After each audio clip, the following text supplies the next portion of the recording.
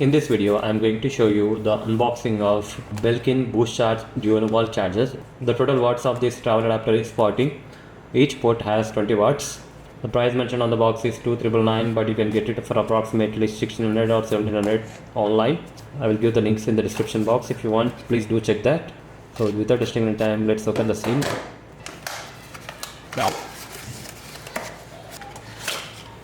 Inside you will find a user manual on how to use this Belkin travel adapter.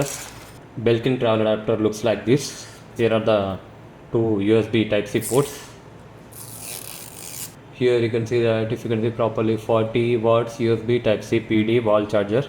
I have a two Type-C cables. I am inserting these cables inside. This is how the Belkin travel adapter looks once you insert the two USB Type-C cables inside. One cable is for my iPhone. Let's see. It is charging.